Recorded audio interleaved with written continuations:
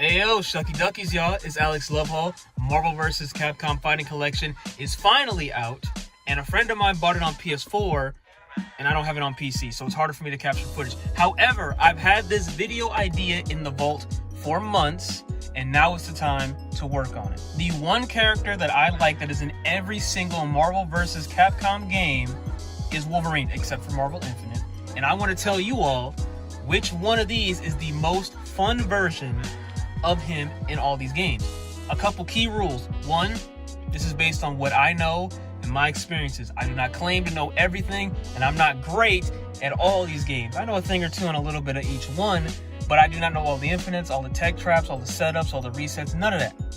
So I'm going based on what I know, not what the character's true potential is, but that will influence somebody's decision. Now, we're gonna start from least fun and go all the way up to most fun.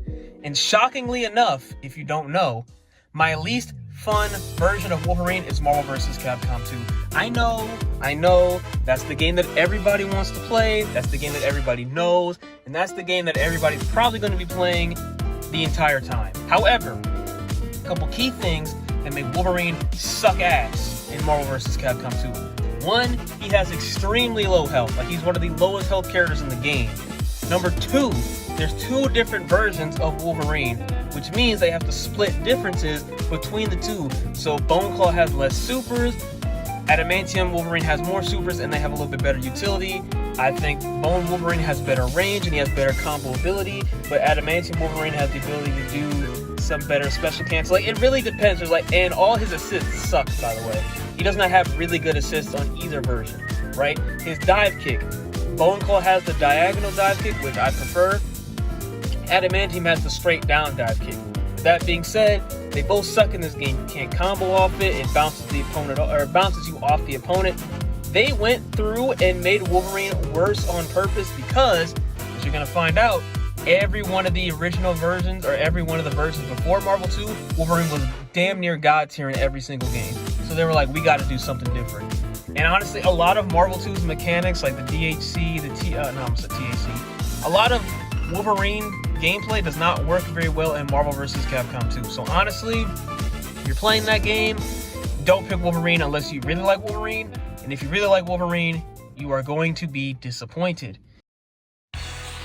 My next least favorite game is probably going to be, I'm going to say Marvel vs. Capcom 1. Now, the reason I say that is because it's the last version of the old school Marvel vs. Capcom game. So now there's 6 buttons, and Marvel 2 has 4 buttons. And he still has some infinite, like he has the Corn Infinite with the medium punch, he has the Berserker Slash Confirm, right? All those things still exist, and he can cancel his dive kick into moves. Again, all the earlier versions can do that, and then some, right? So he only gets worse and worse, depending on, when you start from the beginning and go up, he gets better than worse.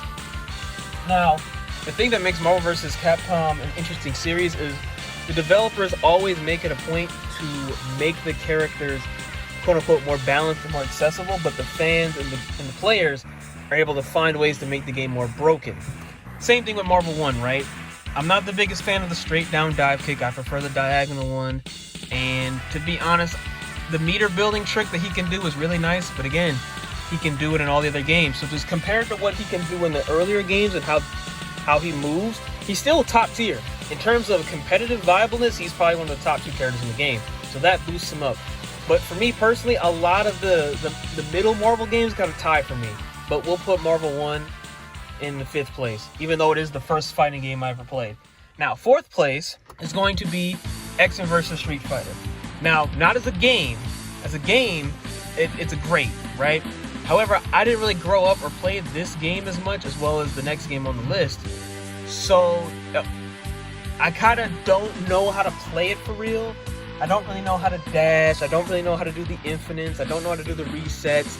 And like I said in the beginning of the video, if you do not know how to play Marvel vs. Capcom, it's going to be very stiff, very unfun.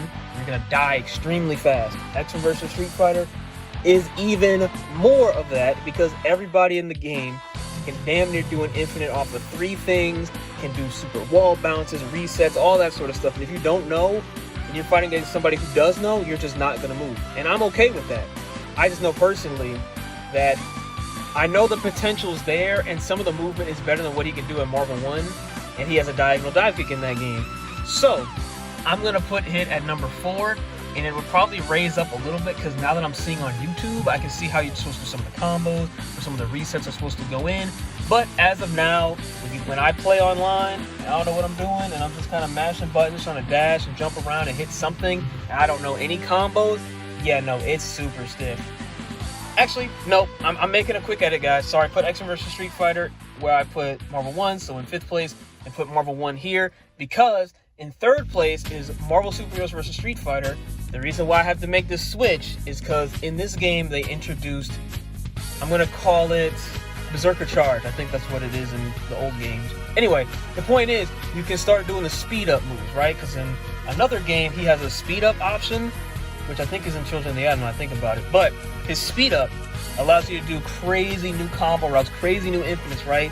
Like the crouching H punch, rah, rah, rah, all the way over again. That you can do the light punch and the medium punch cancel. He doesn't have that in X-Men vs. Street Fighter, but he does have it in the next game. So just being able to know how to do that, that allows me to at least have some leg up. And just, I'm not gonna lie, it's really fun to have a super fast character, be able to cancel his moves over and over again and continue to go forward and dash.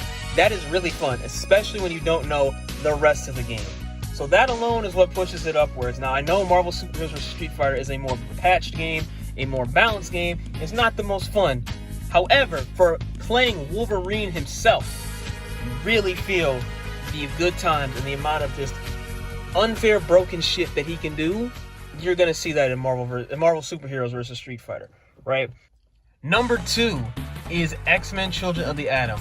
And honestly, it is probably one of the more limited games in the collection. However, the amount of freedom they give you in the mechanics that do exist is second to none. Wolverine, again, has a straight down dive kick, which I do not prefer.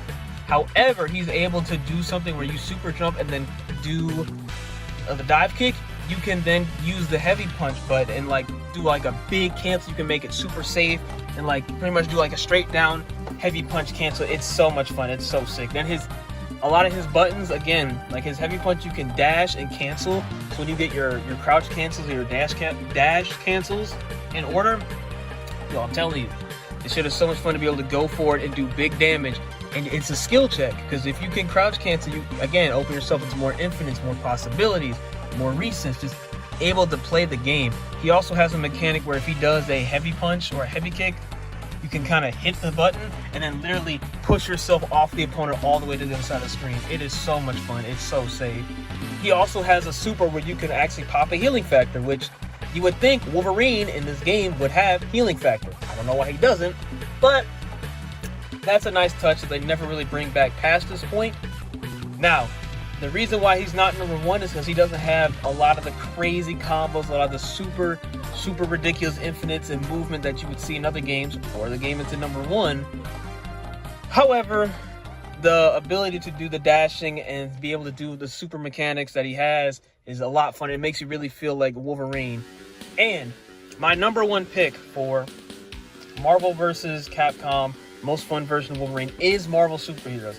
This is probably, if I can't say Marvel 2 is my favorite, I'd say Marvel Superheroes is my favorite. The amount of freedom that they give you in this game is unmatched in anything in the collection, bar none. I don't care what anybody says. Wolverine can use crouching medium kick, and you can OTG off that no matter what. Like, you can just do light kick and relaunch crazy, right? You can super dash or super jump cancel off his crouching heavy kick, I believe. I can actually do the corner infinite in the game. You can launch off of standing or crouching medium punch, right? He still has the dash cancels. So he has the standing heavy light punch, standing medium punch, dash cancel into the crouch cancel, right? He also has the speed up gem, which is essentially Berserker Charge, right? And then you can go even fucking faster. He has the diagonal dive kick, and you can cancel it into a button. So you can launch him in the air, you can do dive kick, but you can cancel into heavy punch, heavy kick, right? And depending on where you're at in the screen, guess what? You just gotta relaunch. Guess what? You just got a way to get him to the ground. Guess what? You just started an infinite. He just has so many options and so many. It's just so much fun to play Marvel superheroes. I wish a modern fighting game had the amount of freedom and abilities that Marvel superheroes provides to you. And with that being said, that is the most fun version of Wolverine. And for those who are just skipping to the end, the list is going to go number 6, Marvel vs. Capcom 2. Number 5, X vs. Street Fighter. Number 4 is Marvel vs. Capcom 1. Number 3 is Marvel Superheroes vs. Street Fighter. Number 2 is X-Men Children of the Atom, And number 1 is Marvel Superheroes. I thank you all for tuning in. If you do not have this collection yet, please get it now. I don't know when it's going to go away. Trust me when I tell you, you're going to want to buy these games when they're this price rather than when they're $400. And if you do have this game, stop by my streams. It's either going to be on TikTok at AlexLovehall or at Twitch at AlexLovehall. I'll be playing a lot of games, right? Whether it's Marvel vs. Capcom, Dragon Ball FighterZ, whatever the case have you, especially with the new Sparking Zero coming out.